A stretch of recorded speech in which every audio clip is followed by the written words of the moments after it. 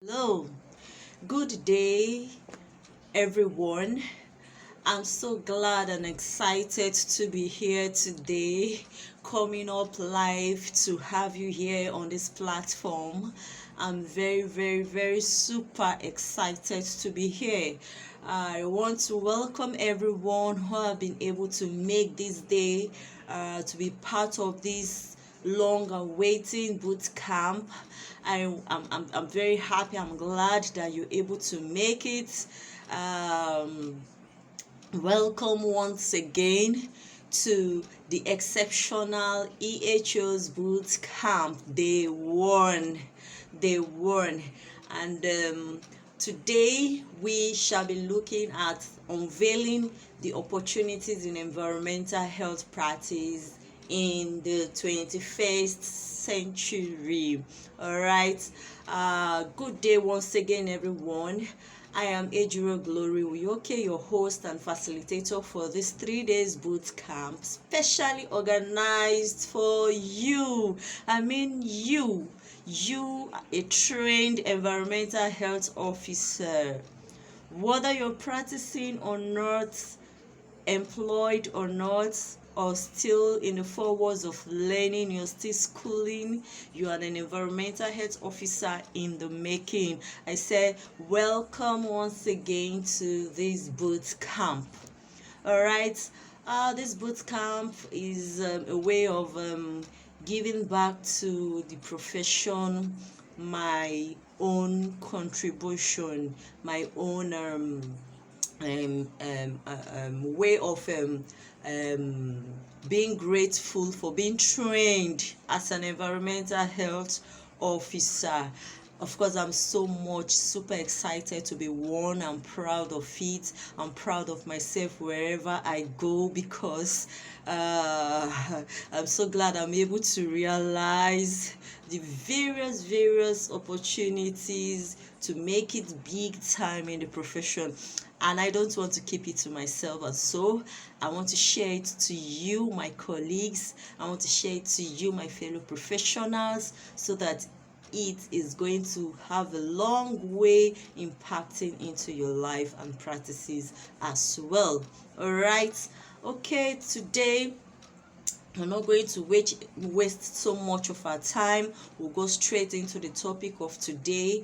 And before we commence, I would want to give an introduction of what we're going to look into. All right, this is beyond the 4 walls of our educational learning. As at then, when we usually want to define, want to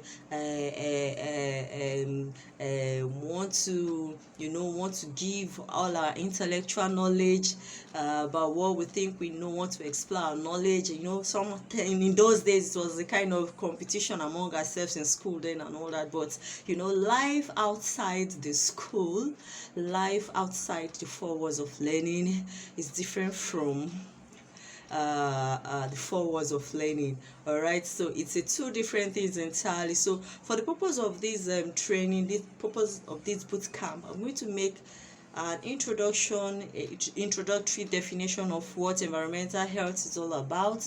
I'm making it so brief and simple, and I want to define it as a branch of public health that deals with the control and management of all factors present in the environment to protect the health of man and his possession and other aspects of the environment, whether built or natural environment. So there are several ways you would want to go about defining it. All right, it's up to you. What matters most is having a good understanding of what we're looking into, what we're talking about, and how we can apply knowledge. Okay, the knowledge of what we have into our environment, into our lives, and how we can impact in the lives of people around us. All right. Okay, so this time around we're looking at unveiling the various opportunities. What are these opportunities? What are these areas that we can actually explore in the profession? All right. Back then in school, we're being taught the various components of environmental health. But do you realize that so many of us take things like this for granted? You know, at the end of graduating, most of us start job hunting. We want to be employed. We want to get the white collar job. We want to work in the ministry. We want to work in government health parastatals, where we'll be enjoying all the pension and all that. You know, we just want to find ourselves doing the job under the government or bigger private establishments, where we'll be seen as an environmental health officer and the rest. But funny enough, you know, the spaces for these jobs are so few. In a company, they may want to employ one or two. All right, they want to employ the head of the department, and then maybe an assistant and all that. Whether we like it or not, the government cannot employ everybody. Whether we like it or not, most of us will not be able to get a job in a company. So what do you do in this case if eventually you find yourself among those who are unable to get a job within this set of places I just mentioned?